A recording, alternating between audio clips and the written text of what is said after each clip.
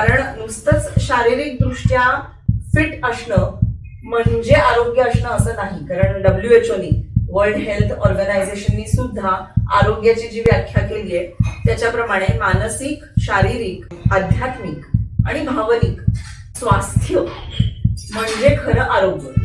High guys, what's up, welcome back to my channel. मी सायली आणि तुमच्या सगळ्यांचं आपल्या युट्यूब चॅनलवरती सायलिशवरती खूप खूप स्वागत आहे. तर नुकताच 10 ऑक्टोबर रोजी वर्ल्ड मेंटल हेल्थ डे होऊन गेला आणि आता खरं तर आपल्या सगळ्यांनाच कळलंय की शारीरिक आरोग्याबरोबरच मानसिक आरोग्य सुद्धा राखणं किती महत्वाचं आहे ते. म्हणूनच या विषयावरती आज आपण गप्पा मारणार आहोत आणि गप्पा मारण्यासाठी आज इथे आलेले आहेत एक प्रमुख पाहुण्या. तर स्वागत करूया मिसेस मेधापूरकर यांचं. नमस्कार, thank you Sayali for inviting me. My pleasure. तर मी आता मेधा मॅडमची ओळख करून देते. त्या MA sociology, MA French, national लेवलच्या स्विमिंग चॅम्पियन आणि मेडलिस्ट, CASP मध्ये फॉर्मर सोशल वर्कर, पुण्यातल्या एका नामांकित इन्स्टिट्यूटमध्ये त्या फ्रेंच या विषयाच्या प्रोफेसर आहेत आणि तिथेच त्या फ्रेंच विभागाच्या सेक्शन हेड सुद्धा आहेत आणि पुण्यातल्या मैत्र या फाउंडेशनच्या त्या संस्थापक आहेत. आणि एवढंच नाही तर त्या माझ्या गुरु सुद्धा आहेत. त्यांच्याकडे मी फ्रेंच भाषा शिकले, बेसिक पासून ऍडव्हान्स पर्यंत. तर मला खूप छान वाटतंय आज तुम्ही इथे आलेला आहात. तर थँक्यू सायली, मलाही खूप छान वाटतंय तुम्हाला तुझ्या या चॅनलवरती बोलवलंस आणि ह्या वेगळ्या विषयावरती आपण गप्पा मारणार आहोत. हो, थँक्स अ लॉट. तर मग तुम्ही काय सांगाल, मेंटल हेल्थ म्हणजे काय किंवा व्याख्या कशी करू शकतो आपण? मुख्यतः सांगायचं म्हणजे मी काही सायकोलॉजिस्ट नाही ना.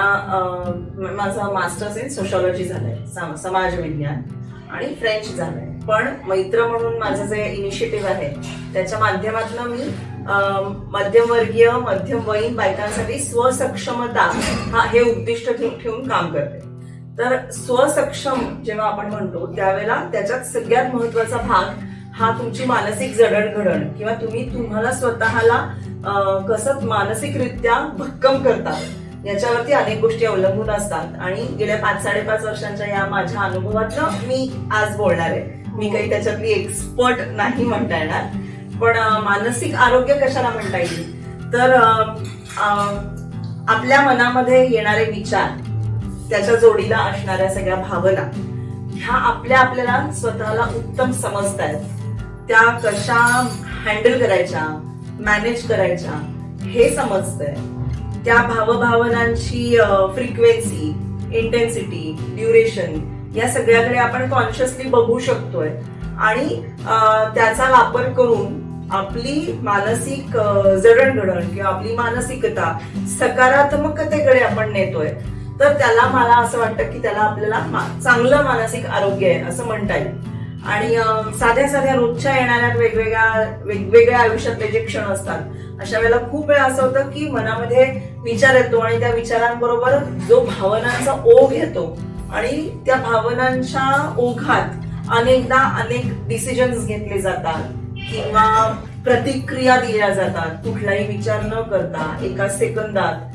त्याच्यामुळेच खूप वेळेला आपल्याही आयुष्यात आणि आजूबाजूच्या लोकांच्याही आयुष्यात किंवा लोकांनी असं वागल्यामुळे आपल्या आयुष्यात खूप सारे प्रॉब्लेम्स तयार होतात.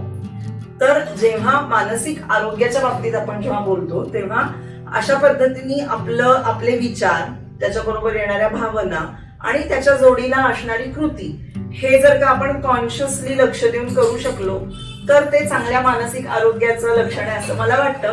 आणि विवेकी विचारसरणीची तीच सुरुवात आहे. तर हे सगळं कसं करायचं तर त्याच्यासाठी तुम्ही तुमच्या स्वतःवरती काम करणं आधी सगळ्यात गरजेचं असतं. कारण तुम्ही दुसऱ्यांना बदलू नाही शकत, तुम्ही स्वतःला बदलू शकता. अगदी खरं. तुमच्या स्वतःच्या मनात येणाऱ्या विचारांवरती तुम्ही जर का काबू ठेवू शकलात आणि त्याच्या जोडीने कृती करू शकलात तर तुम्ही तुमचं आयुष्य घडवू शकता, आयुष्याचा पुरेपूर आनंद घेऊ शकता. आणि अशा पद्धतीने जर तुम्हाला एक समृद्ध आयुष्य जगायचं असेल, एक अर्थपूर्ण आयुष्य जगायचं असेल तर मानसिक आरोग्य चांगलं असणं हे अत्यंत महत्वाचं आहे. आणि आता तर सगळ्याच जगामध्ये मानसिक आरोग्याला अनन्यसाधारण महत्व आलंय.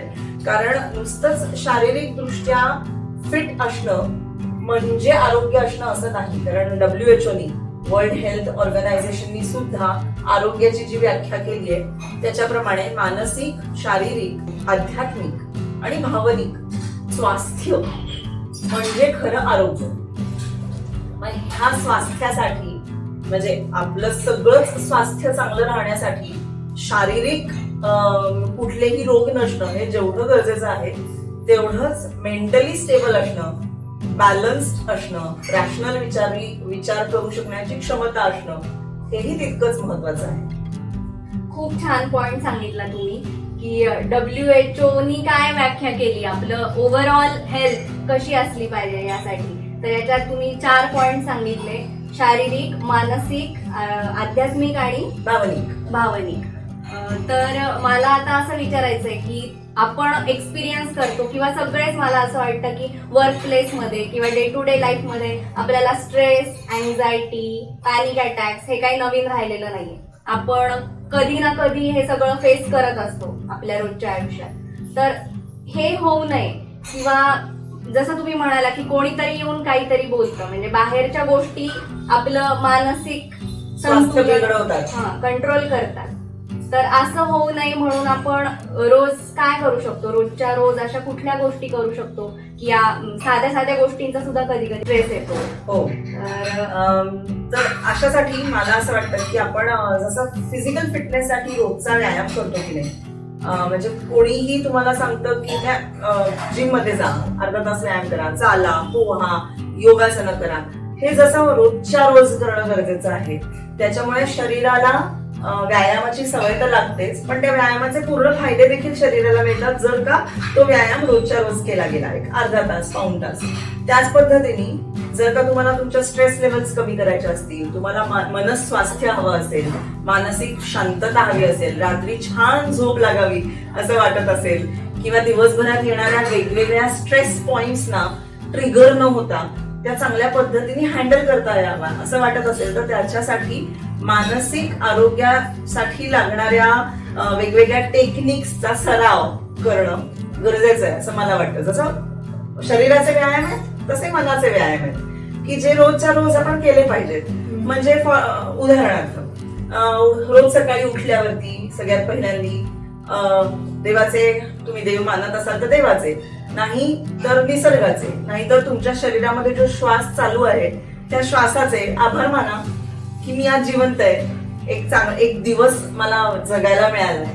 आणि एकदा तुम्ही आभार मानण्याची प्रवृत्ती तुमच्याकडे आली, फिलिंग ऑफ ग्रॅटिट्यूड, थँकफुलनेस हा जेव्हा तुमच्या मनामध्ये ओतप्रेत भरलेला असतो त्यावेळेला तुम्हाला सगळ्याच गोष्टी छानच वाटायला लागतात. कारण छोट्या छोट्या गोष्टींमधला आनंद तुम्हाला कळतो, छोट्या छोट्या गोष्टी आपल्या वाट्याला आल्या आहेत, आपल्याला ह्या अनुभवायला मिळतात, ह्याचं काय म्हणता येईल, याचा सकारात्मक राहण्यासाठी खूप उपयोग होतो.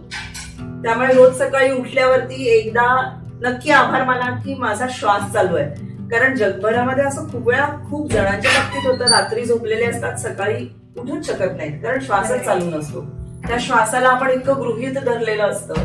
तर त्याला गृहीत, बरं आता कोविडच्या याच्यात आपल्याला कळलंय श्वासाचं महत्व, ऑक्सिजन लेवलचं महत्व आपल्या शरीरातलं, आणि ती ऑक्सिजन लेवल चांगली राहण्यासाठी चांगल्या पद्धतीने श्वास घेणं हे किती महत्वाचं आहे हे आपल्याला कळलंय. आणि ती आपल्या शरीराची कपॅसिटी आहे की माझं शरीरातला अणु रेणू, माझी फुफ्फुस हे योग्य पद्धतीने काम करतायत, मला श्वास घेता येतोय म्हणून मी जिवंत आहे म्हणून मला स्वप्न आहेत, मला स्वप्न ती मी बघू शकतेय आणि त्याचा पाठपुरावा करू शकतेय कारण मला बुद्धी दिली आहे. तर ह्या सगळ्यांबद्दल एक सकाळी उठल्या उठल्या ग्रेटफुलनेस व्यक्त करावा स्वतःच्या मनाशीच आणि दिवसाची सुरुवात करावी. म्हणजे दिवसाची सुरुवात तर छान होतेच, पण त्याच्या बरोबरीने एक नव्याने जगायला उमेद मिळते. हे एक टेक्निक झालं माझ्या मते. दुसरं टेक्निक असं की ज्यावेळेला खूप जास्त प्रमाणात असा स्ट्रेस येतो तेव्हा स्वतःला विचारावं, स्वतःशी संवाद ठेवावा. तो स्वतःशी संवाद ठेवण्यासाठी रोज मला असं वाटतं तर तुम्ही ध्यानधारणा शिकलेले असाल तर उत्तम, नसेल तर चांगल्या कोणाकडनं तरी शिकून घ्यावी. अगदीच नाही तुम्हाला ते पटत नसेल तर 5 मिनिटं स्वस्थपणे स्वतःबरोबर बसावी. मी टाइम ठेवावा एक दिवसाभरात स्वतःसाठीचा, की जेव्हा तुम्ही फक्त तुमच्या बरोबर आहात, मोबाईल बंद आहे, स्क्रीन चालू नाहीये, कोणाशीही बोलण्याची गरज नाहीये, फक्त स्वतः बरोबर ती 5 मिनिटं आहेत. अशी 5 मिनिटं रोजची तुमच्या स्वतःसाठी काढली तरी सुद्धा तुम्हाला तुमच्या स्वतःशी संवाद साधायला सुरुवात होते. आणि त्याचा उपयोग आयुष्यामध्ये दिवसाभरात कधी असे स्ट्रेस लेवल्स वाढतात त्यावेळेला हा स्वतः बरोबरचा संवाद मदत करतो त्या स्ट्रेस मधनं बाहेर यायला. कारण तो स्वतः बरोबरच्या संवादामुळे आपण आपल्याला स्वतःला ओळखायला लागतो. आपण काय आहोत, आपल्या स्ट्रेंथ्स काय आहेत, आपल्या विकनेसेस काय आहेत, आपल्याला काय हवंय, आपल्याला काय नकोय याच्याबद्दलची क्लॅरिटी यायला लागते.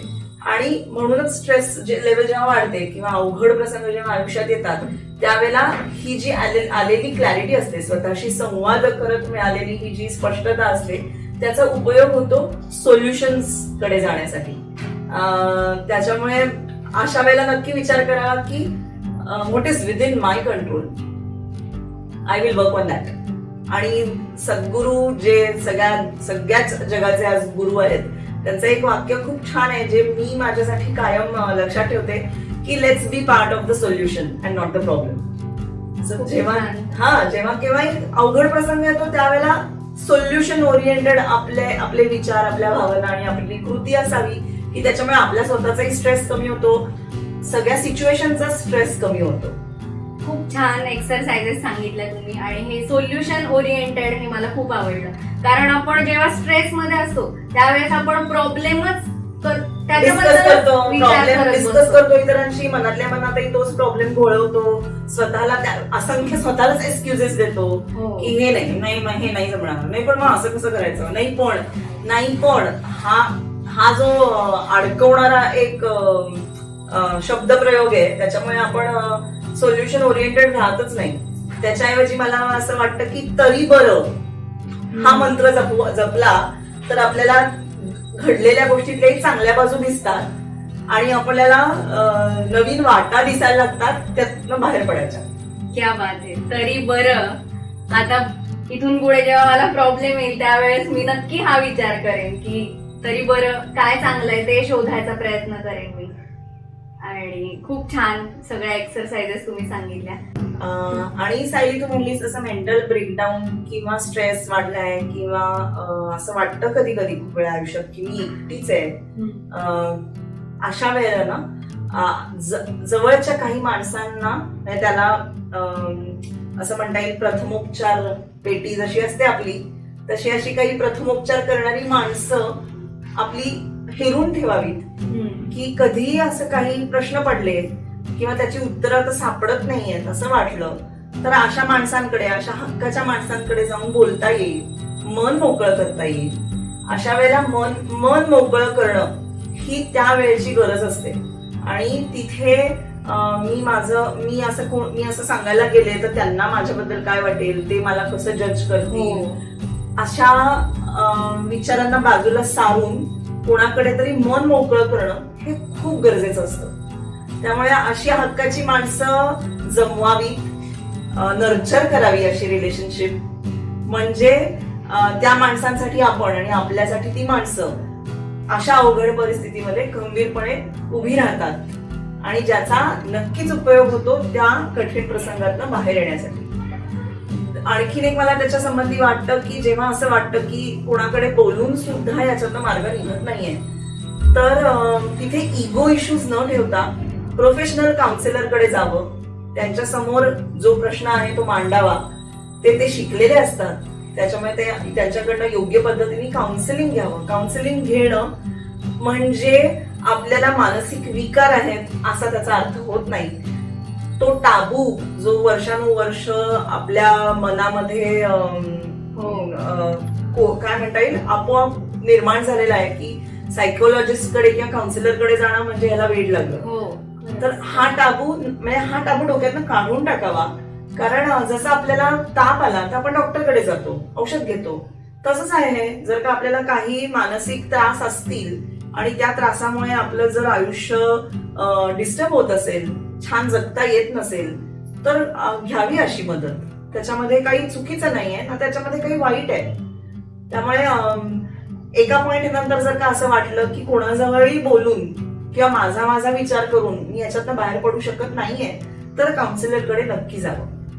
नक्कीच. आता तरी या गोष्टी नॉर्मलाइज होत आहेत की सायकोलॉजिस्टची हेल्प घेणं वगैरे, जर तुम्ही इतक्या बॅड मेंटल फेज मध्ये असाल तर. पण मला वाटतं एक 5-10 वर्षापूर्वी खूप मोठा टॅबू होता, तुम्ही जसं म्हणलात तसं, की सायकोलॉजिस्ट कडे जातायत म्हणजे वेळच लागलंय किंवा खूप काहीतरी मोठं घडलेलं आहे, खूप मोठं झालेलं आहे.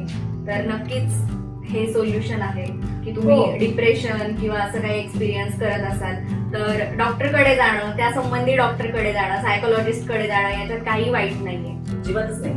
रादर योग्य वेळेला योग्य ती मदत, अशा पद्धतीची मदत मिळणं किंवा त्या मिळवण्यासाठी तयार असणं हे सुद्धा चांगलं मानसिक आरोग्याकडे आपण वाटचाल करतोय याचं लक्षण आहे. बरोबर. First step is acceptance. Yes, absolutely. First step is accept. तुम्ही जर आहे ती परिस्थिती ऍक्सेप्टच केली नाही तर तुम्ही त्यातनं बाहेरच पडू शकणार नाही. डिनायल मोड वरती राहिल्यावरती सोल्युशन सापडू शकत नाहीत. त्यामुळे first step is always acceptance. Okay. So तुम्ही सांगितलं आता की आपण स्वतः एक्सपिरियन्स करत असू अशा गोष्टी, तर काय करायला पाहिजे, की हे जे तुम्ही सोल्युशन सांगितले. पण जर आपल्या आजूबाजूचे, आपल्या ओळखीचे मित्रमैत्रिणींपैकी कोणी आपल्या लक्षात आलं की they are going through some bad phase किंवा आपल्याला दिसतंय की तो माणूस हँडल नाही करू शकत आहे इमोशनल प्रेशर, तर त्यांच्यासाठी आपण काय मदत करू शकतो किंवा त्यांना काय सांगू शकतो आपण? अशा वेळेला ती माणसं कधी कधी काहीच ऐकून घेण्याच्याही मनस्थितीत नसतात. पण ते जे काय बोलतील त्याच्यासाठी कान देणं हे तर आपण नक्की करू शकतो. कारण खूप वेळेला त्या माणसांना जे अशा पद्धतीच्या भयंकर मानसिक अस्वास्थ्यातनं चाललेत त्यांना कोणीतरी त्यांचं ऐकायला हवं असतं. अशा वेळेला त्यांना आपण कान देणं हे इमिजिएट आपल्या कंट्रोलमध्ये असणारी ही गोष्ट आहे. प्रत्येक जणाकडे कान आहे आणि ती कान देण्याची जर का कला आपण अंगीकारली तर आपण असं दुसऱ्यांच्या मदतीला येऊ शकतो. ही पहिली स्टेप झाली. पण कान देऊनही खूप वेळेला तेवढंच पुरेसं नसतं.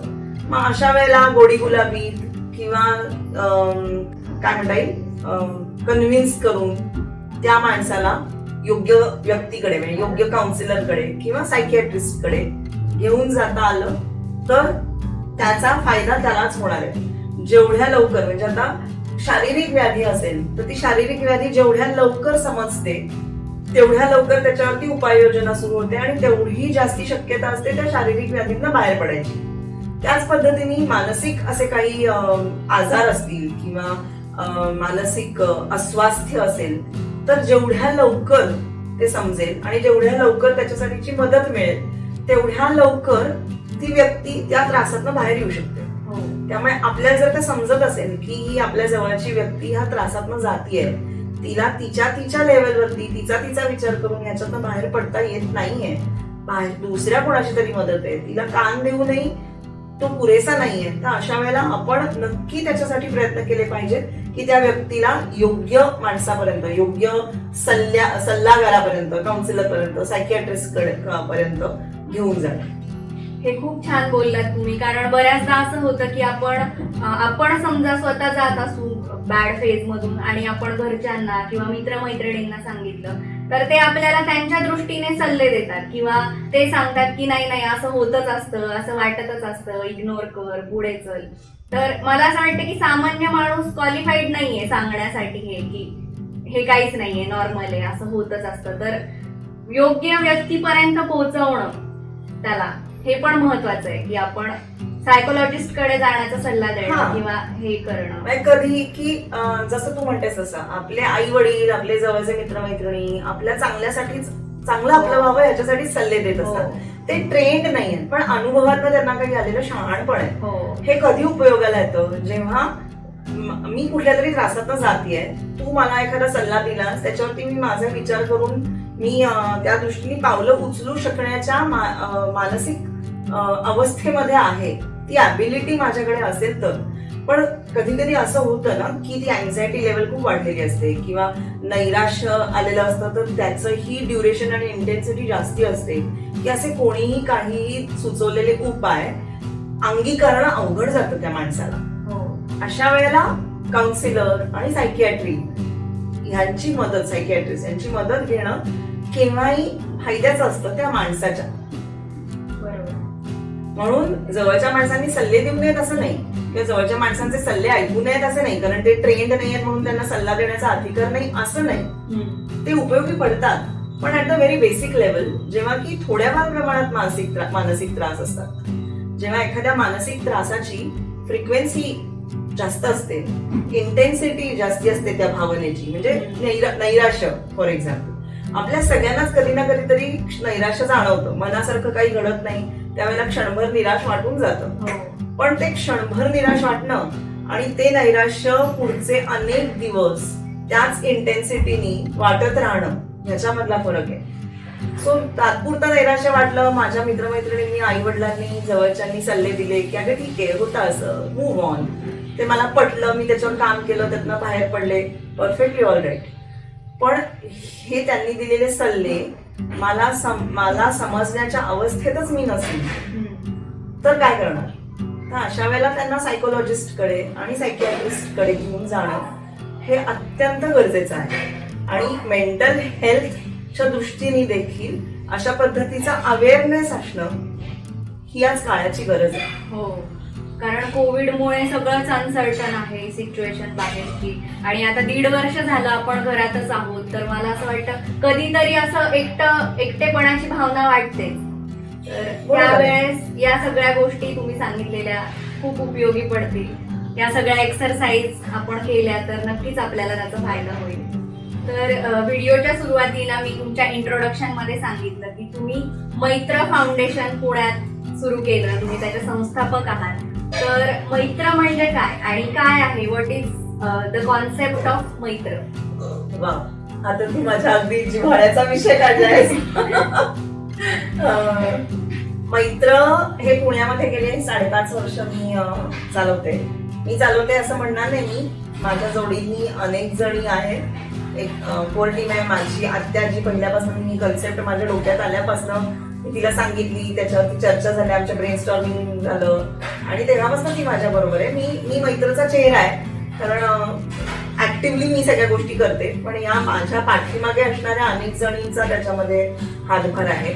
आणि मैत्रीमध्ये आलेली प्रत्येक माझी मैत्रीण ही मैत्रच्या आजच्या वाटचालीमध्ये महत्वाचा भाग तिने उचललेला आहे.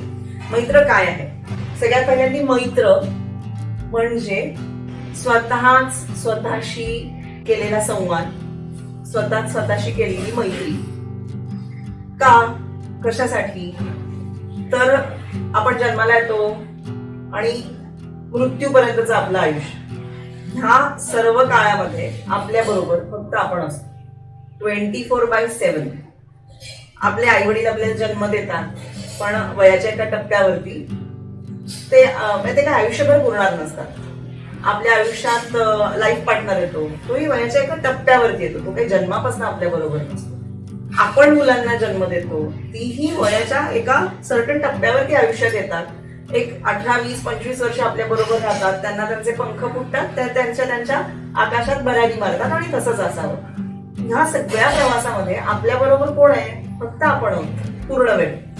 मग आपल्या बरोबर आपणच असताना आपण आपल्या स्वतःशी किती संवाद साधतो, आपण आपल्या स्वतःशी किती मैत्री करतो, आपण आपल्या स्वतःला किती ओळखतो, हे असे सगळे प्रश्न खूप स्वतःला विचारणं गरजेचं आहे. मैत्रमधनं आपण तेच करतो. म्हणजे मध्यमवर्गीय बायकांच्या स्वसक्षमीकरणाचं काम मैत्रमधनं करायचं असं माझ्या डोक्यात होतं. अजूनही आहे ते एक उद्दिष्ट. कारण असं झालं की बऱ्याच वेळा माझ्याही आयुष्यात मी हे अनुभवलं, आजूबाजूच्या माझ्या मैत्रिणींच्या आयुष्यातही हे मी बघत होते की वयाच्या एका टप्प्यावरती आल्यावरती कितीही शिकलेलं असलं, करिअर असलं, बाहेर जाऊन कमावणं असलं, तरी सुद्धा वयाच्या एका टप्प्यावरती असं एक थोडासा एम्प्टीनेस येतो, खाली पण येतं.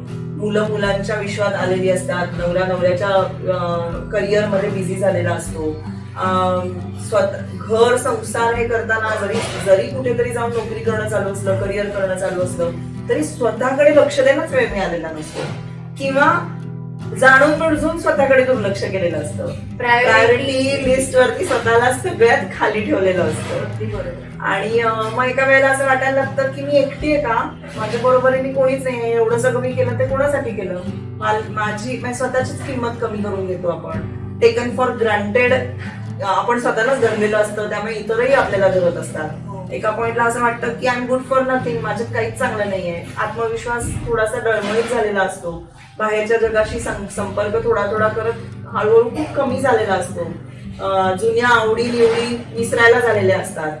आणि दिसताना, बाहेरून दिसताना मध्यमवर्गीय घरामध्ये सगळं छान दिसत असतं, स्वतःचं घर असतं, चांगलं पैसा घरात चांगला येत असतो, गाडी असते, मुलं चांगल्या शाळेत जात असतात, कपडे बिपडे सगळे घालायला छान असतात, अन्न वस्त्र निवारा ह्या गरजा भागवण्यासाठीची आटापिटा नसतो. पण म्हणून दुःख नसतात का? दुःख म्हणण्यापेक्षा त्रास नसतात का? त्रास असतात, छोटे छोटे असंख्य त्रास असतात. आणि बऱ्याच वेळेला बायका त्या छोट्या छोट्या त्रासातच स्वतःला इतकं गाडून घेतात की आपलं सगळं आयुष्य या त्रासात अडकण्यासाठी नाहीये, आपण आपला स्वतःचा विकास करण्यासाठी प्रयत्न केले पाहिजेत हेच विसरून जायला होतं. आणि बऱ्याच एनजीओज आहेत किंवा गव्हर्नमेंट पॉलिसीज आहेत ज्यांच्यातर्फे वुमेन एम्पॉवरमेंटसाठी प्रयत्न केले जातात, इन्कम जनरेशन प्रोग्राम्स राबवले जातात. तर ते सगळे बिलो पॉवर्टी लाईन खालच्या महिलांसाठी असतात, कारण त्यांना खरोखरच त्याची गरज असेल अशा पद्धतीच्या मदतीची. पण आपल्यासारख्या घरातनं व्हाईट कॉलर समाजात दिवसेंदिवस डोमेस्टिक व्हायलन्सचं प्रमाण खूप वाढलंय, त्याच्याकडे दुर्लक्ष होतं. बायका स्वतःकडेच इतक्या दुर्लक्ष करतात की स्वतःचा विकास हा महत्वाचाच वाटेनासा होतो. तर अशा वेळेला आपल्या सगळ्यांसाठी कोणीतरी काहीतरी केलं पाहिजे, असं कोणीतरी काहीतरी केलं पाहिजे असं म्हणण्यापेक्षा मी म्हटलं आपणच काहीतरी करूया. मग काय करता येईल असा विचार सुरू झाला आणि मग वाटलं की स्वतःवर काम केलं पाहिजे, कारण दुसरं कोणीतरी माझ्यासाठी काम करायला येणार नाही, मलाच माझ्यावर काम करायला पाहिजे. मग माझ्यावर काम करायचं, माझ्याशी मैत्री करायची, माझं स्वतः मी प्रेम करायचं म्हणजे नक्की काय करायचं. मग असं काहीतरी हे ऑनगोईंग प्रोसेस आहे, ती एका रात्रीत घडणारी गोष्ट नाहीये, त्याच्यावरती सतत काम करायला पाहिजे, त्याच्याविषयी कॉन्शियस व्हायला पाहिजे, अवेअर व्हायला पाहिजे. मग काय करता येईल, मग महिन्यातनं एकदा भेटूया. मग एकदा भेटायचं तर भिशी नाही करायची, कारण प्रत्येकाची काही ना काहीतरी एंटरटेनमेंट असते. भिशी म्हटलं की आणि ते बायकांना चिकटलंय, बायकांची भिशी म्हणजे गॉसिप, तसं नाही करायचं. मग काय करायचं, तर असं काहीतरी सेशन ठेवूया, असं कोणीतरी बोलवूया त्या वेगवेगळ्या फील्ड्स मध्ये काम करणाऱ्या लोकांना की ज्यांच्याकडनं अनुभव शेअरिंग होईल, काहीतरी गायडन्स मिळेल, त्यांच्या अनुभवाचा आपल्याला फायदा होईल, आपल्या मनातल्या शंका उघडपणे त्यांना विचारता येतील, ज्याच्यावरती उत्तरं मिळतील, काहीतरी टेकअवे असेल. म्हणून अशी माणूस म्हणून जगण्यासाठी जी काही गरजेची वेगवेगळी जे विषय आहेत असे सगळ्या विषयांची लिस्ट काढली तर ती जवळजवळ 25 विषय निघाले असे. वर्षभराचं तर सेक्शन्सची लिस्टच तयार झाली. जवळच्या मैत्रिणींबरोबर मी हे मनात आलेलं बोलून दाखवलं. मी तुला म्हटलं तसं माझी आत्या तिच्याशी इथं बोलत होते, तिलाही ती कल्पना खूप आवडली, या सगळ्या जवळच्या मैत्रिणींनाही आवडली. त्यांनी विश्वास दाखवला की मी काहीतरी करते म्हणजे काहीतरी चांगलं करेल. माझ्यावर विश्वास दाखवून पहिल्यांदा आम्ही असा मैत्र साठी म्हणून 14 फेब्रुवारी 2016 भेटलो. मी ही कल्पना सांगितली आणि आता आपण वर्षभर भेटत राहूया असं सगळ्यांना सांगितल्यावर सगळ्यांनी उत्साहाने मला पाठिंबा दिला आणि कारवा बनता गया. म्हणजे एकातनं एक त्यांना जी वेगवेगळी सेशन्स ठेवली त्याच्यावरती त्यांनी जे काम केलं त्या सगळ्या माझ्या मैत्रिणींनी त्याचे त्यांना फायदे दिसायला लागले. मग माउथ पब्लिसिटीनी फेसबुकवरच्या मैत्रीच्या पेजमुळे अनेकांपर्यंत ही कन्सेप्ट पोहोचली. मग एक करत आता जवळजवळ पुण्यामध्ये 8 मैत्राचे ग्रुप्स आहेत. अरे बापरे. हो. आणि प्रत्येक गट एका ठरलेल्या दिवशी, ठरलेल्या वारी, ठरलेल्या वेळी भेटतो. आयुष्य चांगलं बनवण्यासाठी जो काही विषय गरजेचा आहे अशा सगळ्या विषयांवरची सेशन्स मैत्रमध्ये ठेवतात. एक्सपर्ट येतात, ते गाईड करतात. बायका अत्यंत मोकळेपणाने प्रश्न विचारतात, चर्चा करतात. भावनिक आणि बौद्धिक गरजा भागवल्या जातात बायकांच्या तिथे. त्यांना तर फायदा होतोच आहे, पण त्यांच्या जोडीने घरातल्याही इतरांना त्याचा फायदा मिळतो. कारण तो जो विषय डोक्यात आलेला असतो, त्याच्यावर काम केलेलं असतं, तर आपोआपच एक बाई आपल्या घरातल्या सगळ्यांबरोबरच तो विषय शेअर करत असते.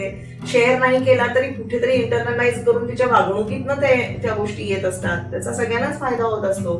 सो असं करत करत मैत्रमध्ये आलेल्या प्रत्येकीनीच मैत्र वाढवण्यासाठी मदत केली आहे. कारण त्यांना झालेला फायदा त्या इतरांजवळ अत्यंत प्रेमाने आणि उत्साहाने बोलतात, कौतुक करतात. त्याच्यामुळे नवीन नवीन त्या आपापल्या मैत्रिणींना नव्याने घेऊन येतात मैत्रमध्ये.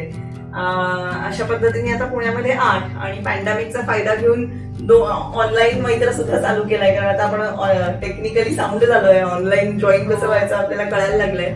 सो पुण्याबाहेरच्याही अनेक जणींना ह्याचा फायदा करून घेता येतोय. फक्त पुण्याबाहेरच्या भारतातल्याच असं नाही, तर भारताबाहेरच्याही अनेक मैत्रिणी आता ऑनलाईन मैत्रला जॉईन झालेल्या आहेत. मग खूप दिवसांपासून विचार होता मैत्र सुरू केल्यापासूनच की हे जे काही विषय मैत्रमध्ये चर्चेले जातात त्याचा उपयोग माणूस म्हणून जगण्यासाठी सगळ्यांनाच होणार आहे. तिथे फक्त बायका असा विषय नाहीये. मग पुरुषांसाठी असं का असू नये? मग माझाच एक मित्र आहे श्रीराम ओक, त्यालाही ही कल्पना आवडली होती. त्यांनी मैत्रवरती एक छान लेख लिहिला होता लोकसत्तामध्ये, त्याच्यावरती त्याला खूप चांगला प्रतिसाद मिळाला होता. सो त्यांनी पुढाकार घेतला आणि आता पुरुषांसाठी सुद्धा मैत्र सुरू झालंय. तिथेही 15 जण मेंबर झालेली आहेत. आणि मैत्रचं हे काम असं जे चालतं तो सपोर्ट ग्रुप म्हणूनही काम करतो. इट्स अबाउट केअरिंग, शेअरिंग, काय म्हणता येईल, मोकळं होणं, असं सगळ्यासाठीच मैत्राचा उपयोग होतो. दुसरा मैत्राचा उद्दिष्ट असं आहे की आपण समाजात राहतो, समाजाचं देणं लागतो. मैत्रमध्ये आपण सगळे उच्च शिक्षित आहेत, सुखवस्तू घरातले आहेत, तर आपल्याला जेवढं करता येतं तेवढं आपण समाजासाठी केलं पाहिजे. म्हणून मैत्रीकडनं 2 सामाजिक उपक्रम राबवले जातात. वर्षातनं 2 अनाथ वृद्धाश्रम आहेत पुण्याच्या जवळ, स्नेह सावली आणि सार्थक म्हणून. त्या 2 अनाथ वृद्धाश्रमांना मैत्रकडनं मदत केली जाते. धान्य, कडधान्य किंवा त्यांना त्यांच्या वेळच्या काय ज्या गरजा आहेत त्या पुरवल्या जातात वर्षातनं 2दा. आणि असंच वर्षातनं 2दा 15 ऑगस्ट आणि 26 जानेवारी ह्या 2 दिवशी अरग आणि लक्ष्मीवाडी नावाची 2 छोटी गावं आहेत मिरज जवळ. तिथल्या ज्या शाळा आहेत तिथल्या शाळांमध्ये मैत्रिणी सायकल बँक तयार केली आहे गीता एज्युकेशन फाउंडेशनच्या मदतीने.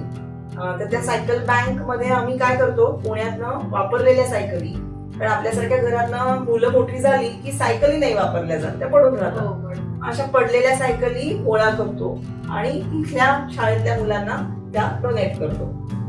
त्याच्यासाठी लागणारा सगळा खर्च हा मैत्रकडनं केला जातो. पण तिथल्या गरजू आणि हुशार विद्यार्थ्यांना त्या सायकली शाळेकडनं दिल्या जातात.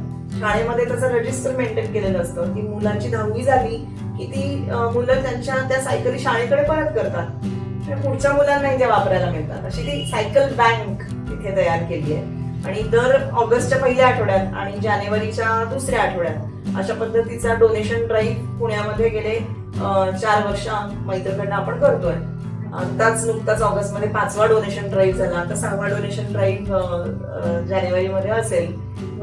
असे हे. आणि तिसरा महत्वाचा उद्देश मैत्रचा जो स्वतःला सक्षम करणं हा तर आहेच, समाजाचं देणं हाही आहे. आणि त्या जोडीने मी तुला मगाशी म्हटलं तसं की कान देणं, मैत्रकडनं कान पुरवला जातो. मैत्रच्या ज्या मेंबर्स आहेत त्यांना जर का कुठे काही बोलायचं असेल, कारण खूप वेळेला असं होतं छोट्या छोट्या गोष्टी असतात that dose work as a slow poisoning, मनामध्ये ठुसठुसत असतात, ते कुठे बोलायच्या कळत नाहीत. अत्यंत जवळच्या माणसांजवळ सुद्धा त्या बोलता येत नाहीत, कारण वाटतं की मग नातं कुठेतरी ताणलं जाईल, पण त्या मनात ठेवाव्या तरी त्याचा त्रास होत असतो. त्या बोलून टाकल्या की एक मोकळं वाटतं. तर अशा पद्धतीनं मोकळं वाटण्यासाठी मैत्रकडनं कान पुरवला जातो. मानसिक आरोग्य चांगलं राखण्यासाठी अशा पद्धतीने मोकळं होण्याची गरज किती आहे हे आपल्याला ह्या पॅन्डेमिक मध्ये सगळ्यांनाच जाणवलंय. तर हे कान देण्याचं काम मैत्रकडनं गेले 4-5 वर्ष चालूच आहे. आणि मैत्रच्या अनेक मेंबर्स त्याचा फायदा करून घेतात. आणि माझ्या परीने जेवढं जमतं तेवढं करायला मला मिळतंय. ह्याचंच खूप मला समाधान आहे की मैत्रमुळे अनेकींना नव्याने जगण्याला भिडण्याची ऊर्जा मिळाली आहे, नवीन दृष्टिकोन मिळालाय आयुष्याकडे बघण्याचा. हे खूप समाधानकारक आहे. खरंय. म्हणजे मी एका ठिकाणी वाचलं होतं की deepest desire of human being is to make difference in someone's life. Yes, ते तुम्ही खूप जवळून एक्सपिरियन्स करताय. ऍब्सोल्युटली. खरंच समाधान खूप छान वाटत असेल. ते खरंच. सॅटिस्फॅक्शन वेगळंच असेल. म्हणजे ते शब्दातच नाही मांडताय. हो. किती सुंदर, इतकी युनिक कल्पना आणि इतकं इन्स्पायरिंग आहे हे सगळं. मला सुद्धा मैत्र जॉईन करायचंय. तर नक्की. आणि एज बार नाहीये. अच्छा. ज्या कोणालाही स्वतःचा विकास घडवण्यामध्ये इंटरेस्ट आहे असं कोणीही मैत्रामध्ये येऊ शकतं. किती छान. त्यामुळे तुलाही जेव्हा मला वाटेल, वेळ असेल तेव्हा नक्की मला सांग आणि मैत्रीला जॉईन हो. नक्की. आणि आता आपल्या व्ह्युअर्सला पण जॉईन करायचं असेल तर प्रोसेस सांगाल का तुम्ही, कसं जॉईन करू शकतो आपण? मैत्र फेसबुक पेज आहे, मैत्रचा इन्स्टा पेज आहे, मैत्रची वेबसाईट आहे, त्याच्यावरनं किंवा मला डायरेक्टली कॉन्टॅक्ट केला तरी सुद्धा मैत्रची प्रोसेस म्हणजे अशी काही खूप लेंदी प्रोसेस नाहीये. मला कॉन्टॅक्ट करा, मला सांगा तुम्हाला मैत्रमध्ये जॉईन व्हायचंय. मग तुमच्या सोयीने मैत्रचा कुठला ग्रुप तुमच्या सोयीचा आहे तिथल्या मीटिंगना यायला तुम्ही सुरुवात केली की तुम्ही मैत्रचे झालात. आणि जसं तुम्ही सांगितलं की पुण्याच्या बाहेरच्या पण बायका पुरुष जॉईन करू हो, शकतो. पुरुषांचं अजून ऑनलाईन मैत्र नाहीये. बरं. पुण्यामध्ये ते ऑफलाईनच आहे, सगळं फेस टू फेसच भेटतात. पुरुषांचं ऑनलाईन मैत्र अजून सुरू केलं नाहीये, पण बायकांचं ऑनलाईन मैत्र आहे. सो पुण्याबाहेरच्या ज्या बायका आहेत त्या मैत्रीला नक्की जॉईन होऊ शकतात. किती छान. आणि मी मॅडमची कॉन्टॅक्ट इन्फॉर्मेशन देते डिस्क्रिप्शन बॉक्स मध्ये. सो तुम्हाला जॉईन करायचं असेल तर नक्की डिस्क्रिप्शन बॉक्स चेक करा. थँक्यू. खूप छान वाटलं तुमच्याशी बोलून. म्हणजे नेहमीच मला तर नेहमी इन्स्पिरेशन मिळतं. तुम्ही नेहमी मोटिवेट करता. आता तुम्ही मला 2 वर्षापासून शिकवता. तर फक्त भाषाच नाही तर हे जे तुम्ही सांगितलं की आपण समाजासाठी काहीतरी देणं लागतो, तर ही भावना सुद्धा मला नेहमी तुमच्याशी भेटून, तुम्हाला भेटून, तुमच्या या सगळ्या गोष्टी जाणून घेतल्यानंतर मला सुद्धा वाटायला लागलंय की आपण सुद्धा काहीतरी करायला पाहिजे.